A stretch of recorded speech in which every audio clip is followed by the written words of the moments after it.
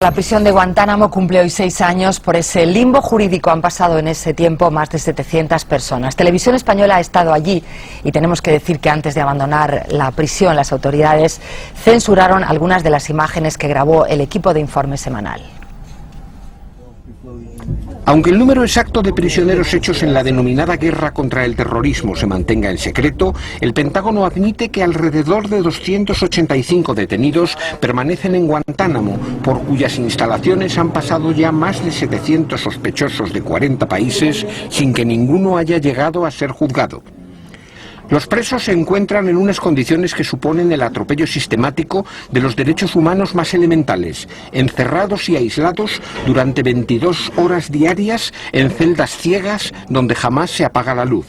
6 años después de la llegada de los primeros detenidos a Guantánamo, el gobierno norteamericano todavía no sabe qué hacer con este campo de prisioneros cuyo cierre han pedido las Naciones Unidas, el Parlamento Europeo y prácticamente la totalidad de las organizaciones humanitarias internacionales. La mayoría de los presos permanece en celdas de alta seguridad. Cada semana se produce un intento de suicidio. Las huelgas de hambre son continuas y en estos momentos una docena de presos son alimentados a la fuerza, entre ellos un periodista de la cadena árabe Al Jazeera que exige ser juzgado. Los detenidos tienen diferentes tipos de dificultades para discernir, dificultades para dormir, dificultades para enfrentar situaciones y problemas, y algunos tienen desorden de humor, cambios de humor, y solemos verlos envueltos en disputas dentro de su ambiente. Varios prisioneros eran menores de edad cuando fueron detenidos y han crecido privados de todos sus derechos, sin salir apenas de sus celdas en este vergonzoso agujero negro del sistema jurídico internacional que representa Guantánamo. Un equipo de Televisión Española ha estado hace pocos días allí en Guantánamo para elaborar un reportaje que podremos ver mañana en Informe Semanal y que ahora Vicente Romero nos adelanta. Vicente, buenas noches.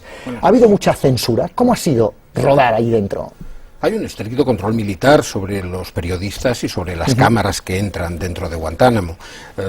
Te dicen lo que la cámara no debe de ver. No puede ver las caras de los prisioneros ni las caras de los guardianes, no puede ver los nombres de los oficiales norteamericanos, no puede ver los elementos de seguridad en las cámaras de vigilancia, etcétera.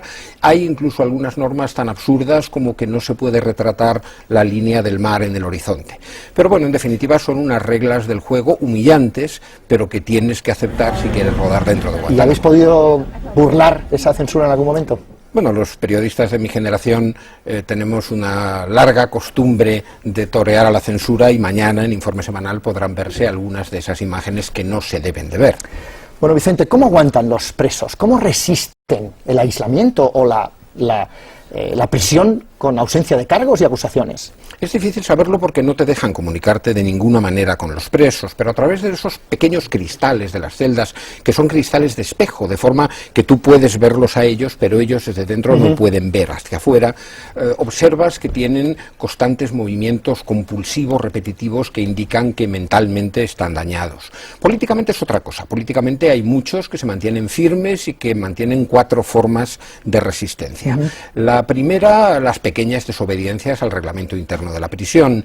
La segunda, la huelga de hambre, a la que recurren constantemente. Ahora mismo hay 12 en huelga de hambre que están siendo alimentados a la fuerza, entre ellos un periodista de la cadena Al Jazeera que solamente pide algo tan racional como que le acusen de algo y lo juzguen. Después están los intentos de suicidio, que se producen uno cada semana y que los norteamericanos consideran como meras formas de guerra psicológica.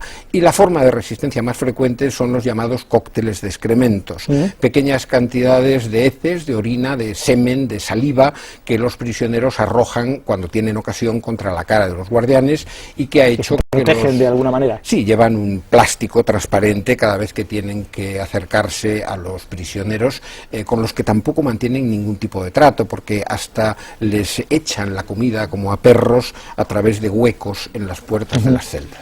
Gracias, Vicente. Vamos a ver el vídeo, el reportaje de Vicente Romero sobre Guantánamo, sobre quién detiene a esas personas y qué precio se pagó por sus cabezas. Ninguno de los más de 700 detenidos de 40 nacionalidades diferentes que han pasado por Guantánamo ha sido juzgado. Tampoco los 285 presos que permanecen en sus celdas están acusados formalmente de nada. La realidad es que el atropello de los derechos humanos que se comete en Guantánamo supone un escandaloso fracaso en la lucha contra el terrorismo. Menos del 10% de los presos de Guantánamo fueron detenidos por las Fuerzas Armadas norteamericanas. La mayoría fueron comprados a $5.000 por cabeza a los señores de la guerra o las policías políticas de distintos países sin ninguna garantía de que se tratara de militantes de Al-Qaeda.